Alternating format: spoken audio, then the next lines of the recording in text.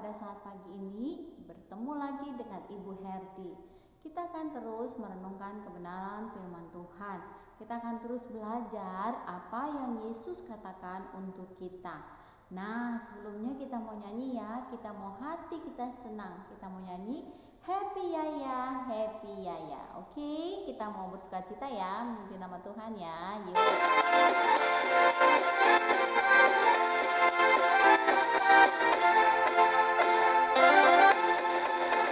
Happy ya ya ya, happy ye ye ye, saya senang jadi anak Tuhan.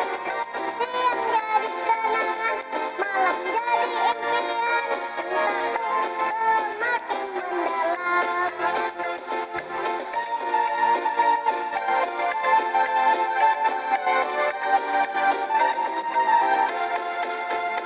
Happy ya ya ya, happy ye ye ye, saya senang jadi anak Tuhan. Siang jadi kenangan, malam jadi impian, cintaku semakin mendalam.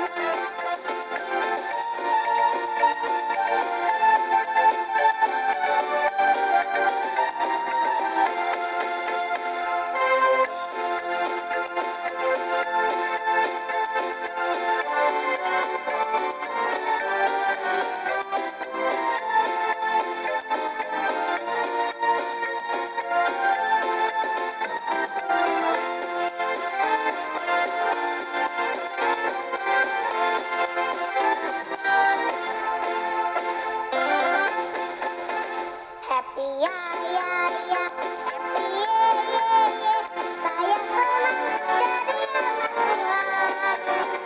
Siang jadi kenangan, malam jadi impian, cintaku semakin mendalam.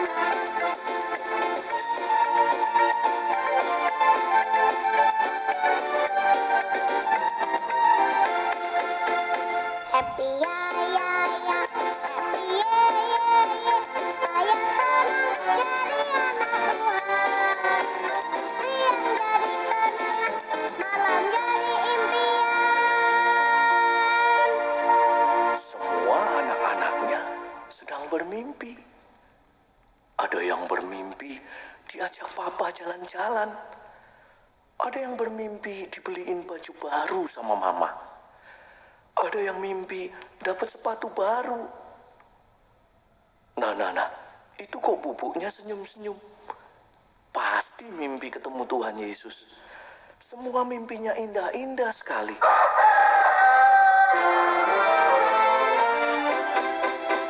Cintaku semakin mendalam.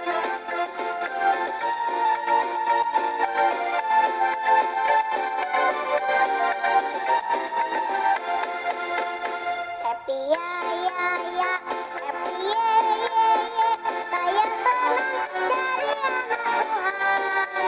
Siang jadi kenangan, malam jadi impian, cintaku semakin mendalam. Siang jadi kenangan, malam jadi impian, cintaku semakin mendalam. Cintaku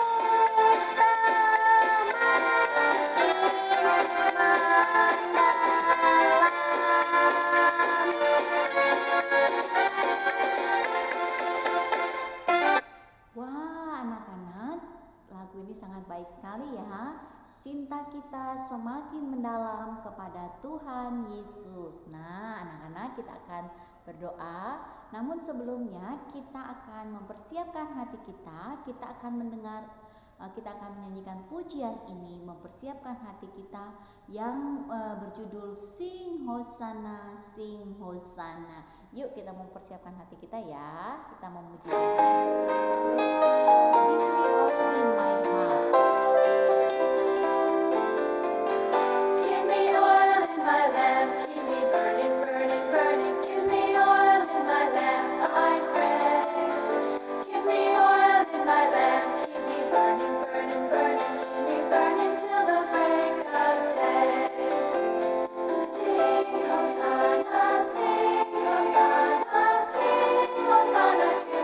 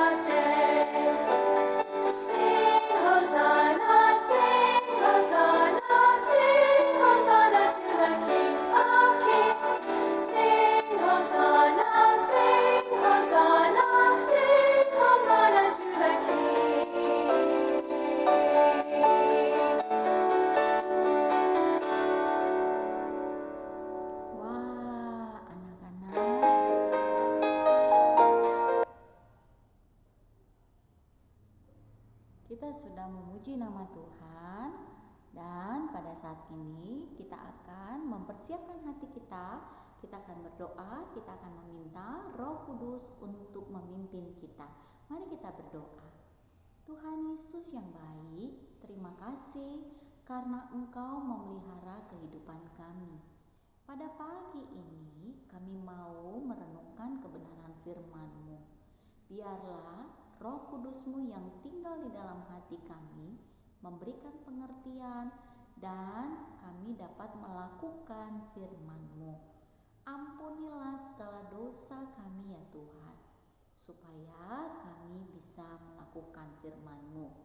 Di dalam nama Tuhan Yesus kami bersyukur dan berdoa. Amin.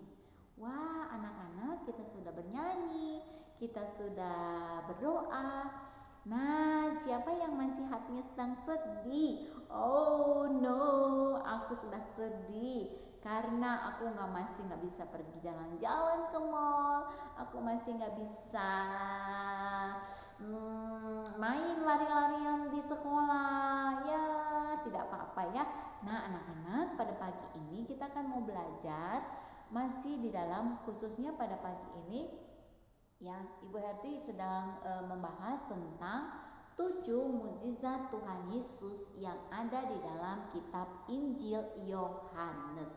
Memang di Matius, Markus, Lukas, Yohanes, di dalam keempat Injil ini memang dituliskan ada begitu banyak mukjizat Tuhan Yesus. Tapi kita mau bahas khususnya tentang di Injil Yohanes itu, kalau dihitung itu ada 7 mukjizat yang diadakan oleh Tuhan Yesus. Nah, anak-anak siapkan ya, kamu boleh buka Alkitabnya.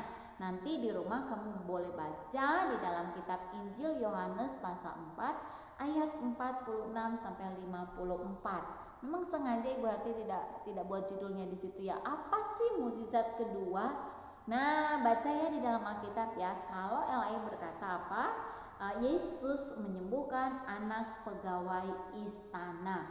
Nah, anak-anak, di situ diceritakan peristiwa ini setelah Yesus ya melakukan mukjizat, yaitu yang pertama yaitu Yesus mengubah air biasa menjadi air anggur. Nah, anak-anak, kita akan belajar lokasi terjadinya mukjizat ini adalah di kota Kana di Galilea, di mana masih sama satu kota yaitu di Galilea ketika Yesus mengubah air menjadi anggur.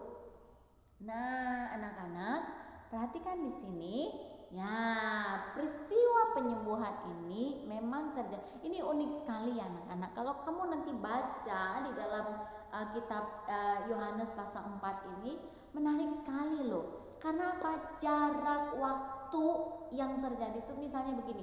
Ibu Herti itu misalnya ada di Bandung, misalnya ini contoh. Ibu Herti sedang ada di Bandung. Nah, misalnya anaknya Ibu Herti sakit. Nah, sekarang anaknya Ibu Herti itu ada di Blora. Nah, misalnya Ibu Herti ketemu Tuhan Yesus itu di Bandung. Tuhan Yesus itu nggak pergi ke Blora, tapi ya menarik sekali di dalam peristiwa ini. Perhatikan di situ.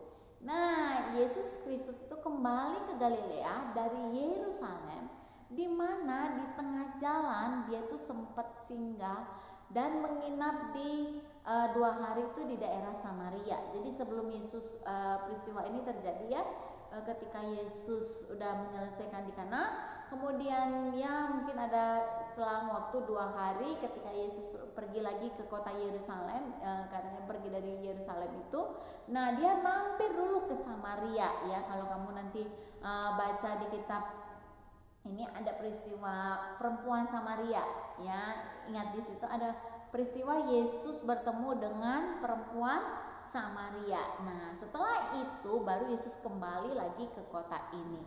Nah, anak-anak, ini menarik sekali menurut Ibu Herti ya. Menarik banget karena apa? Tadi Ibu Herti sudah ngomong. Ibu Herti itu misal ini contoh ya. Ini anak pegawai istana ini ya.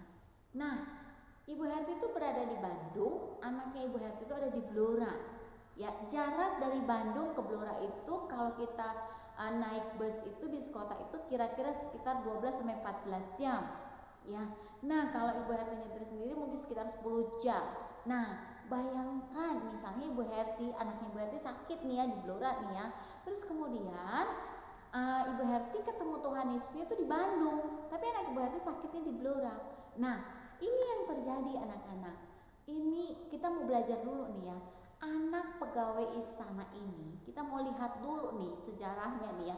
Jadi ada jarak 2 kota. Kita mau belajar nih ya. Tadi Ibu Herti bilang anak Ibu Herti di Blora, Ibu Herti di Bandung. Jaraknya itu ya mungkin nggak tahu ya berapa kilometer, kira-kira perjalanannya sekitar 10 sampai 14 jam.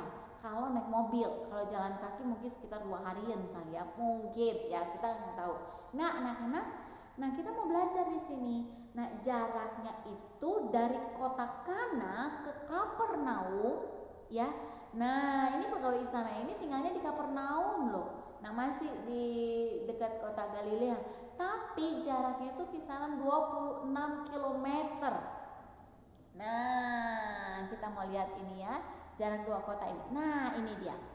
Diperkirakan ya, kalau Ibu Herti jalan kaki pada zaman itu, kira-kira Ibu Herti itu berjalan sekitar 32 jam. Nah, wah, sehari itu ada berapa jam anak-anak? 24 jam. Kan nggak mungkin dong Ibu Herti jalan selama 24 jam itu non-stop, betul nggak? Nah, si pegawai istana ini pun tidak mungkin dong dia jalan non-stop dari pagi sampai malam terus dia nggak istirahat selama 32 jam. Impossible, tidak mungkin. Pasti dia berjalan mungkin, kemudian kalau udah malam atau sore hari, jam 6 sore mungkin dia istirahat, atau jam 8 malam dia istirahat di sebuah hotel atau di sebuah penginapan, lalu dia melanjutkan perjalanannya. Jadi mungkin kira-kira dia itu memakan waktu sekitar 2 hari ya. Nah, ya anak-anak, kalau dia jalan katanya dari pagi hari itu 32 jam. Nah, anak-anak, perhatikan di sini. Tampaknya orang itu menempuh sekitar perjalanan 26 km itu lebih dari setengah hari. Ya. Jadi kalau kita mau pelajari di sini, ketika dia selesai bicara dengan Tuhan Yesus, ya. Jadi kan dia datang ya, terus dia kan bicara kan dengan Tuhan Yesus, terus Tuhan Yesus bilang, "Pulanglah, anakmu sudah hidup." Nah, dia pulang dari ketika Yesus sudah bicara itu, kira-kira dia tidak punya waktu cuma setengah hari. Karena itu kan dia udah nyampe di itu aja, di kota Kana aja udah siang hari. Pasti dia balik, dia pasti nginep lagi ya di penginapan. Nah, anak-anak, ini menarik sekali mukjizat Yesus yang kedua ini. Perhatikan, ada seorang pegawai istana di Kapernaum ya, dikatakan apa di situ? Nah, dia mendengar Yesus katanya di situ ya datang ke Galilea. Nah, di sana dia sengaja datang karena apa? Anaknya itu sakit. Alkitab memang tidak mencatat sakit anaknya apa. Tapi Alkitab bicara bahwa anaknya itu, kalau anak-anak baca ayat 47, anaknya itu hampir mati. Oh, berarti kalau hampir mati berarti penyakitnya itu sangat parah banget. Ya, sangat parah banget. Karena apa? Anaknya hampir mati. Lihat, pegawai istana itu sampai berlutut kepada Yesus. "Yesus, please help me. Datanglah ke rumahku, Tuhan Yesus. Tolonglah. Tolonglah, anakku sudah mau mati. Kasihanilah dia ya." Dia sampai menangis. Dia memohon kepada Tuhan Yesus. Nah, anak-anak, perhatikan di sini. Tuh, lihat. Tapi Tuhan Yesus bilang, "Lihatlah di rumahku, datanglah ke rumahku ya Tuhan Yesus. Rumahku memang jauh sekali di sana. Tapi tolonglah supaya anakku bisa sembuh." Kira-kira anak-anak, Tuhan Yesus mau datang nggak? Datang nggak dia ke ke rumah Tuhan Yesus. Tuhan Yesus nggak datang. Sedih nggak pegawai istana ini? Lihat di sini ya, Tuhan Yesus malah bicara begini. Kata Yesus kepadanya, pergilah, anakmu hidup. Nah, tapi sebelum Yesus ngomong begitu, dia ngomong begini, jika kamu tidak melihat tanda dan mukjizat, kamu nggak percaya. Tuhan Yesus mau ngomong gini nih, jadi kalau aku nggak ke rumah kamu nggak percaya kalau anakmu bisa hidup. Udah, kamu pulang aja, anakmu sudah hidup. Nah, anak-anak, kira-kira apa yang terjadi anak-anak? Tuh, lihat di sini. Kata Yesus kepadanya, pergilah, anakmu hidup. Dan apa yang terjadi anak-anak? Pegawai istana ini percaya akan perkataan yang dikatakan Yesus, lalu dia pulang ke rumahnya. Nah, anak-anak, ini menarik sekali. Mengapa? Waktu si pegawai istana ini masih di tengah jalan, ada orang yang memberitahu kepadanya anaknya tidak jadi meninggal. Dengan kata lain, anaknya itu sudah hidup, anaknya sudah sembuh. Terus dia bertanya kepada orang itu, ya mungkin itu saudaranya atau mungkin itu temannya atau tetangganya atau siapapun itu. Dia tanya, hei, kira-kira anakku waktu sembuh itu kira-kira jam berapa? Ya kira-kira jam 1 siang lah. Oh no, anak-anak, Yesus kita itu ajaib. Dia ingat-ingat lagi, ternyata waktu Yesus ngomong kepadanya, ya, pulanglah, anakmu itu hidup. Wow, waktu dia bicara seperti itu, ternyata anak-anak benar sekali. Kira-kira waktu itu jam 1 siang. Wow, amazing, luar biasa sekali. Apa yang dikatakan Yesus ditepati, dan dia pun menjadi percaya apa yang diucapkan oleh Yesus. Nah, dikatakan begini, ketika dia mengingat apa yang dikatakan oleh Yesus pada waktu jam 1 siang itu, anakmu hidup. Si pegawai istana ini menjadi percaya kepada Yesus. Bukan hanya pegawai istana ini, tapi istrinya, anaknya menjadi percaya kepada Tuhan Yesus. Nah, anak-anak, apa yang kita pelajari dari mukjizat Tuhan Yesus yang kedua ini? Yang pertama, kita mau belajar apa? Kuasa Yesus tidak terbatas oleh jarak dan waktu. Tadi berarti sudah ngomong. Perjalanannya itu kira-kira kalau dia perginya membutuhkan waktu 1,5 hari, pasti pulangnya 1,5 hari dong. Jadi kira-kira waktu yang ditempuhkan adalah sekitar 3 sampai 4 hari. Nah, tapi itu tidak membatasi pekerjaan Tuhan Yesus. Kalau di mukjizat yang pertama, anak-anak belajar bagaimana Yesus mau membantu ibunya. Ya, tapi di sini kita mau belajar, Yesus mau menyatakan bahwa kuasa Yesus, kehadiran Yesus tidak terbatas oleh jarak dan waktu. Jadi, Bu Herti, kalau Ibu Herti berdoa misalnya dari Bandung, kira-kira kalau anaknya Ibu Herti ada di Blora, kira-kira Tuhan Yesus bisa sembuhkan nggak? Good, bisa sembuhkan. Ya, karena kuasa Yesus tidak terbatas oleh jarak dan waktu. Yang kedua, anak-anak, ini menarik sekali. Ya, Tuhan Yesus berkata, kalau kamu nggak melihat, kalau kamu tidak mengetahui akan tanda dan mukjizat Tuhan Yesus, kamu nggak percaya. Tapi menarik sekali, pegawai istana ini, yes Lord, I believe in you. Aku percaya kepada Engkau.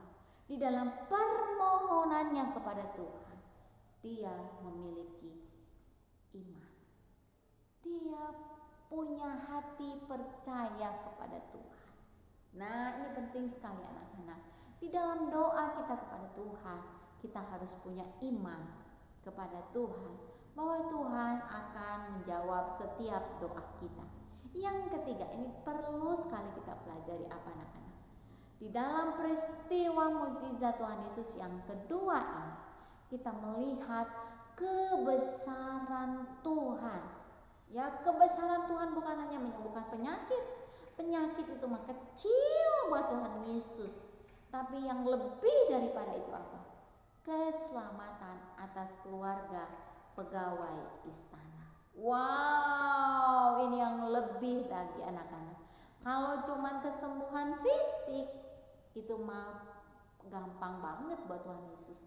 Tapi ketika hidup kita diselamatkan oleh Tuhan, diampuni dosanya, itu luar biasa.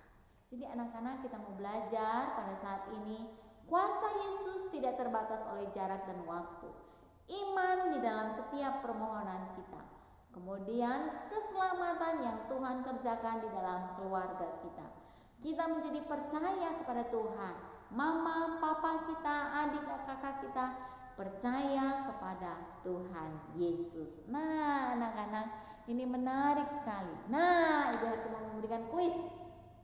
Pertanyaan yang pertama, kalau anak-anak menyimak video Ibu Harti dari tadi, pasti anak-anak tahu.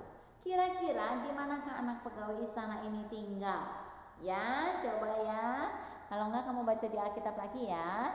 Pertanyaan yang kedua, bagaimana Yesus menyembuhkan anak pegawai istana ini? Ya, bagaimana Yesus menyembuhkan pegawai istana ini? Nah, yang ketiga, sakit apakah anak pegawai istana ini? Ya, sakit apa kira-kira anak-anak? Nah, anak-anak.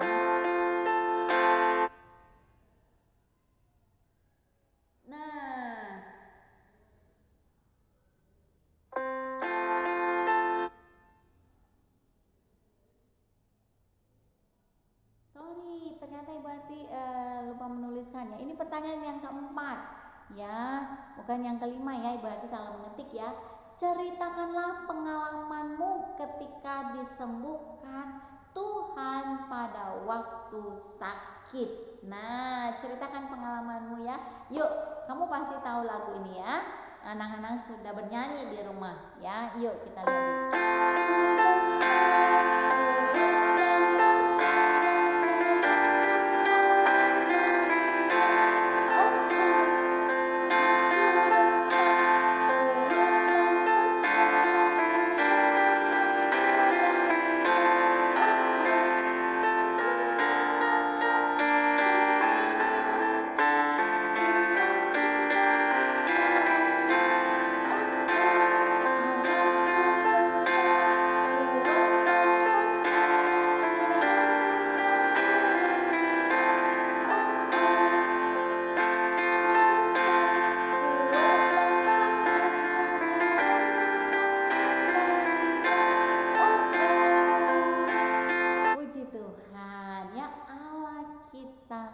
Besar, kuat.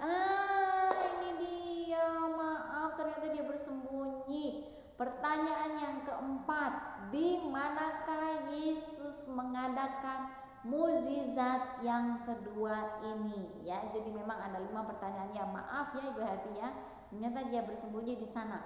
Di manakah Yesus mengadakan mukjizat yang kedua ini? Pertanyaan yang kelima, ceritakan pengalamanmu ketika disembuhkan oleh Tuhan. Ya, Ibu Harti pernah ya ketika sakit nggak bisa jalan, yaitu ada syaraf kejepit di pinggulnya Ibu Harti, Tuhan Yesus menyembuhkan dan memulihkannya. Ya, anak-anak yang dikasih oleh Tuhan, kita akan mempersiapkan hati kita ya untuk berdoa. Kita bersyukur buat kebaikan Tuhan, bagaimana Tuhan memberikan yang terbaik di dalam kehidupan kita. Kita mau belajar satu lagu ini ya. Percaya di saat kita tidak melihat, percaya di saat kita tidak bisa bertemu dengan Tuhan Yesus secara langsung, tapi kita percaya bahwa Tuhan Yesus mampu menolong kita. Yuk kita akan nyanyikan pujian ini ya.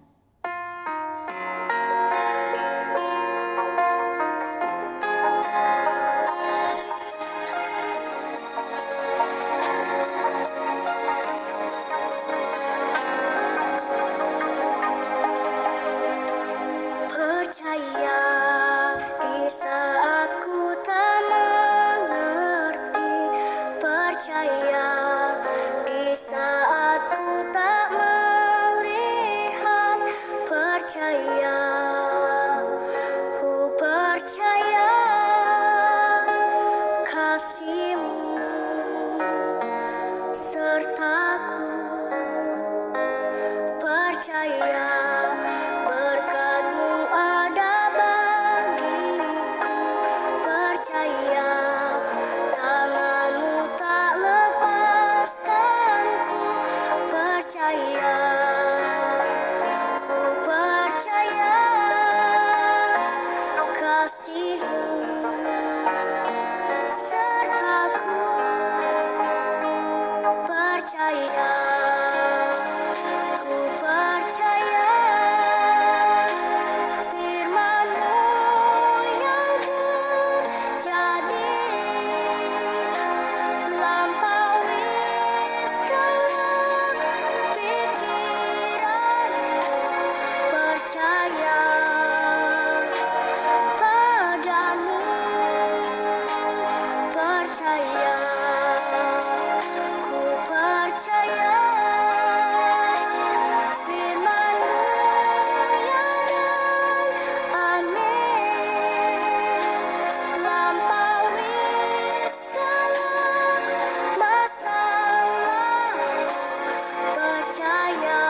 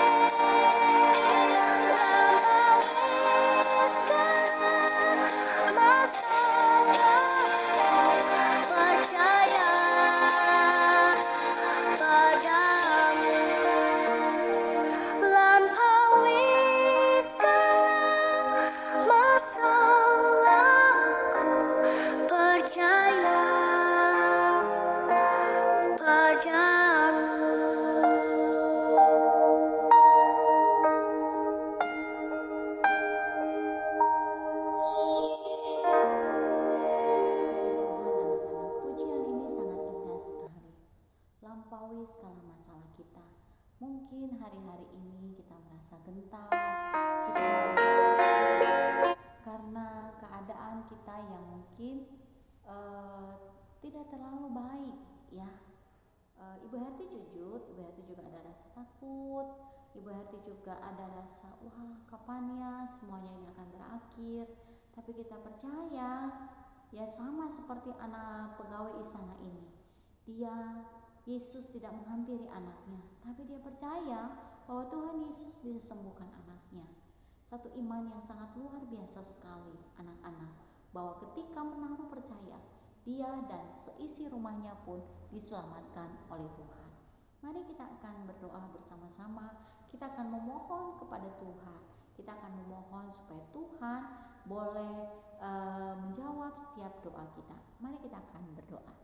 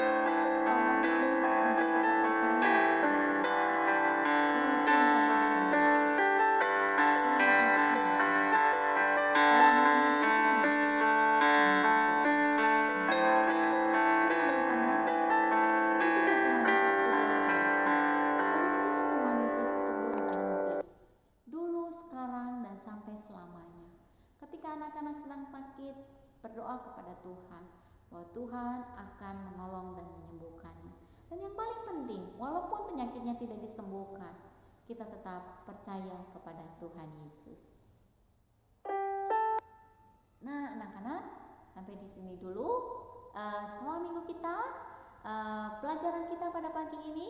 Tuhan Yesus menolong dan memberkati kita semuanya, dan tetap semangat. Dan video selanjutnya Ibu Hati akan mengajarkan tentang mukjizat Yesus yang ketiga. Tuhan Yesus memberkati kita semuanya.